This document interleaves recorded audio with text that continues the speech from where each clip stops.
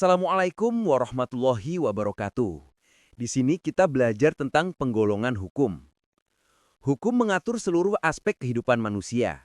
Mengingat aspek kehidupan manusia sangat luas, sudah barang tentu ruang lingkup atau cakupan hukum pun begitu luas. Untuk itu, perlu dilakukan penggolongan atau pengklasifikasian. Berdasarkan kepustakaan ilmu hukum, hukum dapat digolongkan sebagai berikut. Berdasarkan sumbernya, berdasarkan tempat berlakunya, berdasarkan bentuknya, berdasarkan waktu berlakunya, berdasarkan cara mempertahankannya, berdasarkan sifatnya, berdasarkan wujudnya, berdasarkan isinya. Lalu kita akan menjelaskan penggolongan tersebut masing-masing.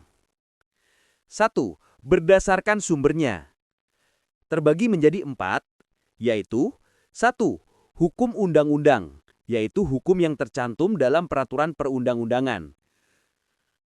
2. Hukum kebiasaan, yaitu hukum yang terletak dalam aturan-aturan kebiasaan. 3. Hukum traktat, yaitu hukum yang ditetapkan oleh negara-negara di dalam suatu perjanjian antar negara. 4. Hukum jurisprudensi, yaitu hukum yang terbentuk karena keputusan hakim. 2.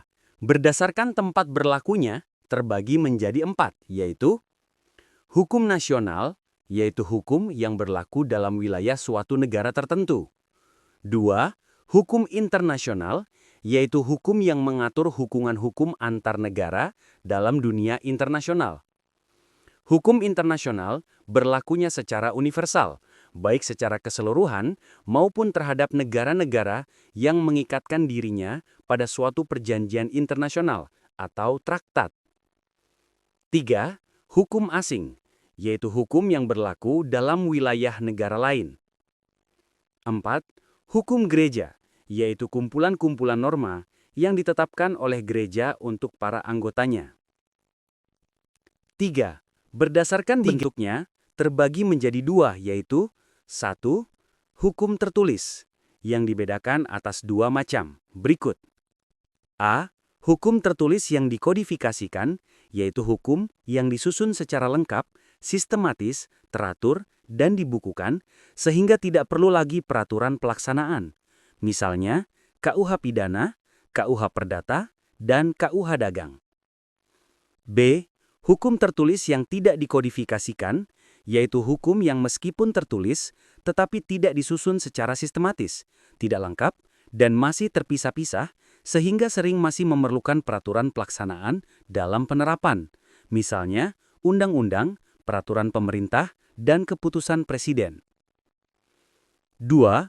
Hukum tidak tertulis, yaitu hukum yang hidup dan diyakini oleh warga masyarakat, serta dipatuhi dan tidak dibentuk menurut prosedur formal, tetapi lahir dan tumbuh di kalangan masyarakat itu sendiri. 4. Berdasarkan waktu berlakunya terbagi menjadi 2, yaitu ius constitutum atau hukum positif, yaitu hukum yang berlaku sekarang bagi suatu masyarakat tertentu dalam suatu daerah tertentu.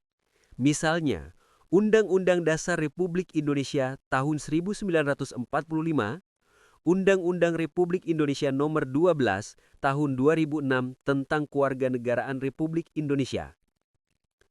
2. Ius constituendum atau hukum negatif, yaitu hukum yang diharapkan berlaku pada waktu yang akan datang. Misalnya, rancangan undang-undang atau RUU. 5. Berdasarkan cara mempertahankannya terbagi menjadi 2. 1. Hukum material, yaitu hukum yang mengatur hubungan antara anggota masyarakat yang berlaku umum tentang hal-hal yang dilarang dan dibolehkan untuk dilakukan. Misalnya, hukum pidana, hukum perdata, hukum dagang, dan sebagainya. 2. Hukum formal, yaitu hukum yang mengatur bagaimana cara mempertahankan dan melaksanakan hukum material. Misalnya, hukum acara pidana, KUHP, hukum acara perdata, dan sebagainya. 6. Berdasarkan sifatnya terbagi menjadi 2, yaitu hukum yang memaksa, yaitu hukum yang dalam keadaan bagaimanapun juga harus dan mempunyai paksaan mutlak. Misalnya, melakukan pembunuhan, maka sanksinya secara paksa wajib dilaksanakan. 2. Hukum yang mengatur, yaitu hukum yang dapat dikesampingkan apabila pihak-pihak yang bersangkutan telah membuat peraturan sendiri dalam suatu perjanjian. Atau dengan kata lain, hukum yang mengatur hubungan antar individu yang baru berlaku apabila yang bersangkutan tidak menggunakan alternatif lain yang dimungkinkan oleh hukum atau undang-undang.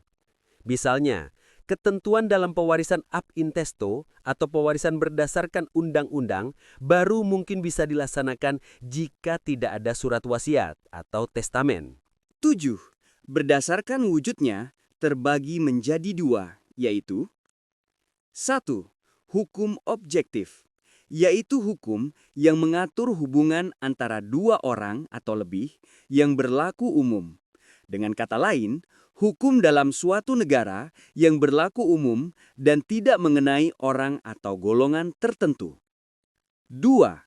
Hukum subjektif, yaitu hukum yang timbul dari hukum objektif dan berlaku terhadap seorang atau lebih. Hukum subjektif sering juga disebut hak. 8. Berdasarkan isinya terbagi menjadi dua, yaitu 1. Hukum publik, yaitu hukum yang mengatur hubungan antara negara dengan individu, warga negara, menyangkut kepentingan umum atau publik. Hukum publik terbagi atas A. Hukum pidana, yaitu mengatur tentang pelanggaran dan kejahatan, memuat larangan dan sanksi. B. Hukum tata negara, yaitu mengatur hubungan antara negara dengan bagian-bagiannya. C. Hukum tata usaha negara atau administratif, yaitu mengatur tugas kewajiban pejabat negara. D. Hukum internasional, yaitu mengatur hubungan antar negara, seperti hukum perjanjian internasional, hukum perang internasional, dan sebagainya. 2. Hukum privat atau sipil, yaitu hukum yang mengatur hubungan antar individu satu dengan individu lain, termasuk negara, sebagai pribadi. Hukum privat terbagi atas A. Hukum perdata, yaitu hukum yang mengatur hubungan antar individu secara umum. Contoh, hukum keluarga, hukum kekayaan, hukum waris, hukum perjanjian, dan hukum perkawinan. B. Hukum perniagaan atau dagang, yaitu hukum yang mengatur hubungan antar individu dalam perdagangan. Contoh, hukum tentang jual-beli, hutang piutang, pendirian perusahaan dagang, dan sebagainya. Karakteristik hukum di Indonesia mencakup sifat dasar hukum yang mengatur, memaksa, dan melindungi, serta ciri khasnya yang bersumber pada Pancasila dan kedaulatan rakyat. Selain itu, Indonesia menganut sistem hukum majemuk yang memadukan hukum tertulis, perundang-undangan, hukum adat, dan hukum agama, dengan hukum yang dapat berubah mengikuti perkembangan masyarakat. Karakteristik hukum secara umum mengatur, hukum membuat peraturan yang mengatur perilaku manusia dalam masyarakat untuk menciptakan ketertiban. Memaksa, hukum memiliki sanksi yang tegas bagi pelanggarnya dan bersifat mengikat bagi setiap warga negara sehingga harus dipatuhi. Melindungi, hukum bertujuan melindungi hak dan kewajiban setiap individu serta menjamin kepastian hukum. Berubah, hukum dapat berubah dan menyesuaikan dengan perkembangan zaman dan kebutuhan masyarakat. Ciri khas hukum di Indonesia berasal dari Pancasila. Pancasila menjadi landasan dan sumber dari segala hukum di Indonesia. Bersumber dari kedaulatan rakyat. Hukum dibentuk berdasarkan kehendak rakyat melalui sistem pemerintahan yang demokratis. Menganut sistem konstitusi, Indonesia memiliki sistem pemerintahan yang didasarkan pada konstitusi, Undang-Undang Dasar. Sistem hukum yang hidup di Indonesia. Sistem hukum tertulis berupa peraturan perundang-undangan yang dibuat oleh badan resmi seperti undang-undang dan peraturan pemerintah. Sistem hukum adat merupakan hukum tidak tertulis yang hidup dan diyakini dalam kebiasaan masyarakat seperti yang berlaku di berbagai daerah di Indonesia. Sistem hukum agama merupakan hukum yang bersumber dari keyakinan agama dan memegang peran penting dalam kerukunan dan kedamaian masyarakat. Sekian penjelasan yang dapat saya terangkan. Bila terdapat kesalahan, mohon dimaafkan. Saya akhiri. Wassalamualaikum warahmatullahi wabarakatuh.